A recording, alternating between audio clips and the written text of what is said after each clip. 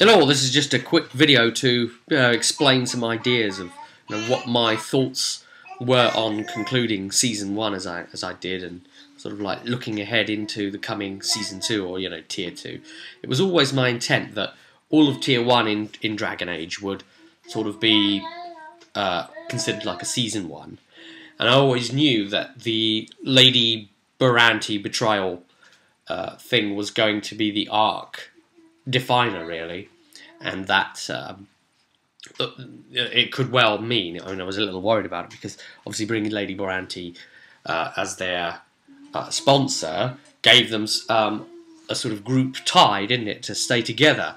But I knew that if the time was going to come where, okay, they've discovered she's the baddie, are they going to, get rid of her in some way, depose her, and then, like, what, they don't have the tie to stay together anymore. But we found a way around that. Obviously, Phelan went down as he did, but he was always GM controlled.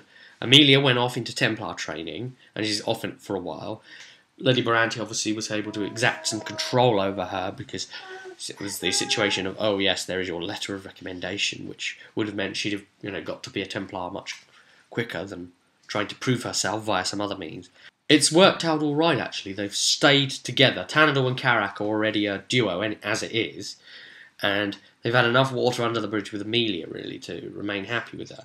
And the player himself, he wanted a break from playing Amelia for a while, so he wants to play something else. So he's going to be playing an Orlesian rogue duelist called Gabe. So you'll be seeing the introduction of him coming about into the start of Season 1, and also Pete, who is playing Phelan, is to be rolling a Talvashoth warrior.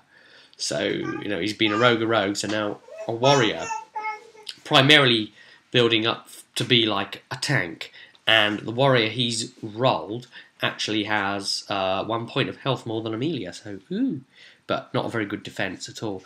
And the other thing is, the way that they're going to discover these guys, it won't be suddenly like, oh, we had 4, now we suddenly have 4 again. It's going to be a lot more organic and natural. I might do a separate video, actually, discussing this, because it is kind of one of my pet peeves. Not really a hate, but it's something that bothers me when I think about having to try and encounter it and deal with it myself. What do you do when someone dies in the replacement sort of thing? Yeah, I'll be handling that probably in a separate video. But we'll concentrate on the arc, the going out from 1 and going into Season 2, as it is Tier 2. Obviously, things are going to be heating up massively in Season 2. A lot of the AI is going to be more powerful, a lot more prone to doing finishers, to coup de grace, taking advantage of tactical situations a lot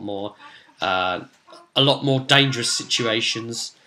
I'm really intending to up the ante, and of course they've got all these new rules, all of these new stunt points, and lots of things to contend with. The new things that can be used, poisons and grenades, and lots of trap interface stuff.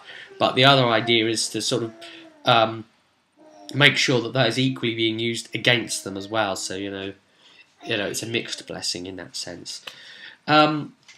So yeah, they've obviously taken the route they have of deciding to stay working for now under Lady Baranti, and we'll see how it works out with Gabe coming in. A different dynamic, because it'll be the 3 blokes, not that sort of Amelia putting up with them. Maybe it's perhaps just a matter of time before there is some falling out between them. But for now, they are still cohesive and keeping it together. There is, of course, also the problem of the assassin that's set upon them, this Squire fellow. He fell from the ice bridge before, but, will he return as the players believe? Oh, yes. Oh, yes.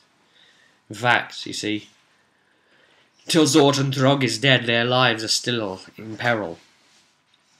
And so, Arc 1 was really to get around exploring some of the hidden mystery of the unknown histories of Thedas, of Ferelden and the Frostbacks mainly, and then Season 2, obviously, and to wrap up in The Betrayal with Lady Boranti, and that was always the intent.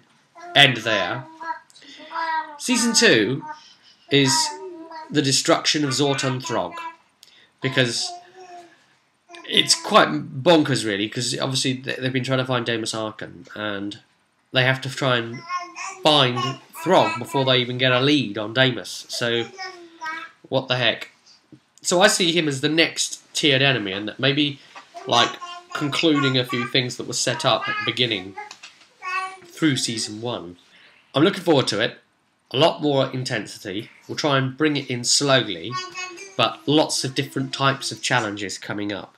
And you'll be able to see Season 2 vidcast January 1st. So I'll see you there while you're trying to nurse your hangovers. Wow. I hope you're looking forward to it as much as I am.